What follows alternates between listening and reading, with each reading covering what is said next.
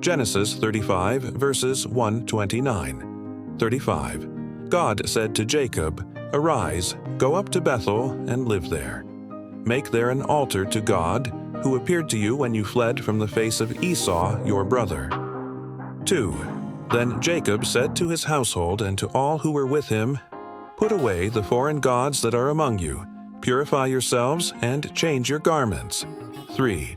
Let's arise and go up to Bethel. I will make there an altar to God, who answered me in the day of my distress, and was with me on the way which I went. 4.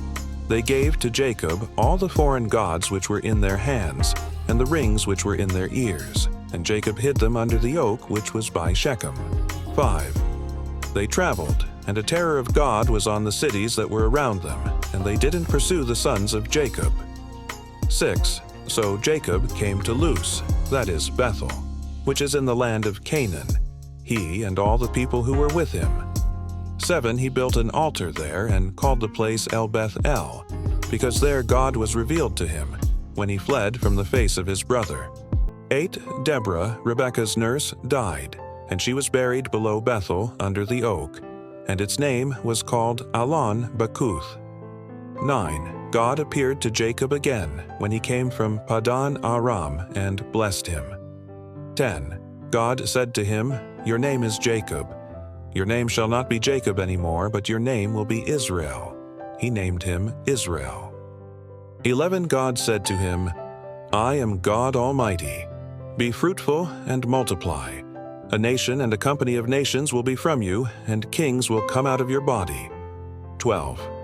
The land which I gave to Abraham and Isaac, I will give it to you, and to your offspring after you I will give the land.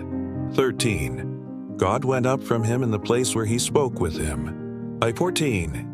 Jacob set up a pillar in the place where he spoke with him, a pillar of stone. He poured out a drink offering on it and poured oil on it. 15. Jacob called the name of the place where God spoke with him Bethel. 16. They traveled from Bethel. There was still some distance to come to Ephrath, and Rachel travailed. She had hard labor. 17. When she was in hard labor, the midwife said to her, "Don't be afraid, for now you will have another son." 18.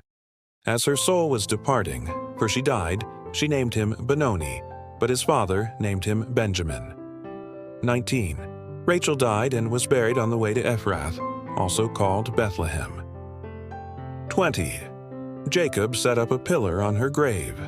The same is the pillar of Rachel's grave to this day. 21. Israel traveled and spread his tent beyond the Tower of Ader. 22. While Israel lived in that land, Reuben went and lay with Bilhah, his father's concubine, and Israel heard of it. Now the sons of Jacob were 12. 23. The sons of Leah: Reuben, Jacob's firstborn, Simeon, Levi, Judah, Issachar, and Zebulun. 24. The sons of Rachel: Joseph and Benjamin. 25. The sons of Bilhah, Rachel's servant, Dan and Naphtali. 26. The sons of Zilpah, Leah's servant, Gad and Asher. These are the sons of Jacob, who were born to him in Padan Aram. 27. Jacob came to Isaac his father, to Mamre, to Kiriath Arba, which is Hebron, where Abraham and Isaac lived as foreigners. 28. The days of Isaac were 180 years. 29. Isaac gave up the spirit and died, and was gathered to his people, old and full of days. Esau and Jacob, his sons, buried him. Well, thank you for joining the Bible study. Hope you enjoyed the video. If you haven't subscribed yet, please do so. Following is a short quiz on what we have learned. All right, let's go ahead and jump into our first question. So, what was Jacob's new name? Was it A. Isaac, B. Israel, C. Judah, D. Abraham? The correct answer is B. Israel. That's right. The very first mention of the nation of Israel is in this passage.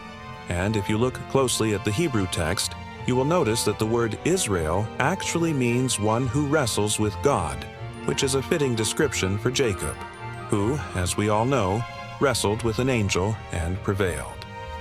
You can find this passage in Genesis chapter 35, verse 10. Let's move on to our second question. In verse 7, what did God say to Jacob regarding his household? It was a large household, wasn't it? Well, let's see if you know the answer to this question. A. They will be like the stars in the sky, too numerous to count. B. They will become a great nation. C. They will inherit the land of Canaan. D. All of the above. The correct answer is D. All of the above. That's right. As we continue reading Genesis, we see all these promises fulfilled. Jacob's descendants grew to become a great nation. They inherited the land of Canaan, and they became so numerous that they were likened unto the stars of heaven. We're moving to our final and third question now. In verse 29, who did Joseph put to work in his father's household? It says here, and he put his sons to work in the fields, and his daughters to work in the vineyards. Now, what were their names? A. Reuben, Simeon, and Levi. B. Judah, Issachar, and Zebulun. C. Dan, Naphtali, and Gad. D. Asher, Issachar, and Zebulun. The correct answer is D. Asher, Issachar, and Zebulun. We actually have them listed here in the text, and the reason why the other options aren't correct is because those names belong to the sons of Jacob from his wife Leah. But these three actually belong to Jacob's younger wife, Rachel. That's it for today's lesson. How many of you got the questions right? If you got them all right, pat yourself on the back. Please let us know in the comment section below. We would love to have you here with us as we go through the Bible. Until next time, remember to keep your eyes open, your heart engaged, and your mind renewed. God bless you, and until next time, stay tuned, and thanks for watching.